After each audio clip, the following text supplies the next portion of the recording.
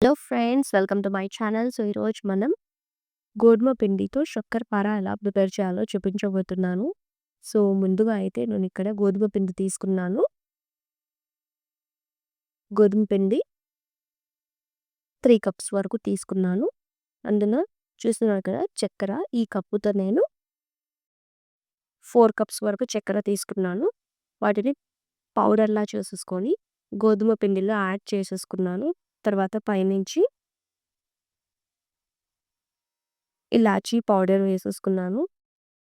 తర్వాత ఒక full cup నెయ్యి యాడ్ చేసేసుకొని వీటన్నిటిని బాగా మిక్స్ చేసేసుకోవాలనమాట. సో, చూస్తున్నారు కదా! ఇలా ముద్దలా అవ్వాలి మిక్స్ చేస్తే. సో, ఇలా మారిన తర్వాత ఇందులో మిక్సీ పట్టేసుకున్న షుగర్ యాడ్ చేసేసుకొని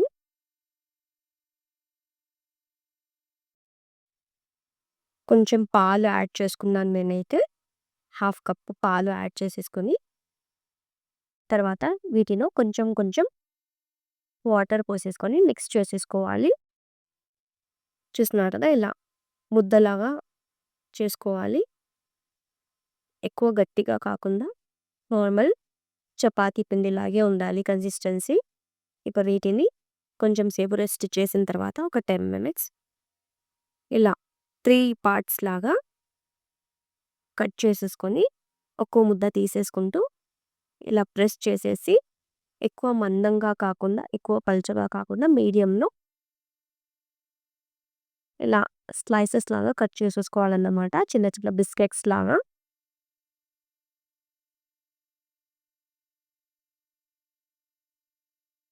ఇలా చేసిన వాటిని సెపరేట్ చేసుకొని పక్కన పెట్టేసుకోవాలి. సో, మిగతావి కూడా అలానే చేసేసుకొని అన్నింటిని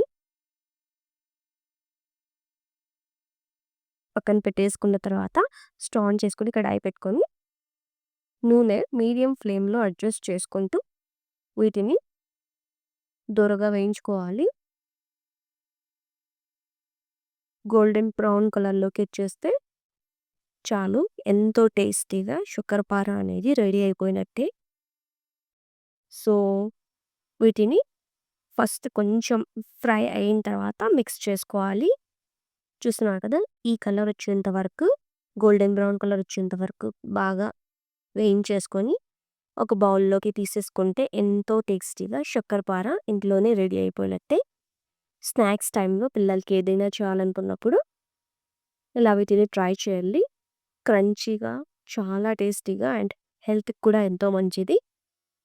సో, ఇలాంటి మరిన్ని వీడియోస్ కోసం మన ఛానల్‌ని ఫాలో అవ్వండి. Don't forget to like, share and subscribe to my channel హైజూస్ మిరర్.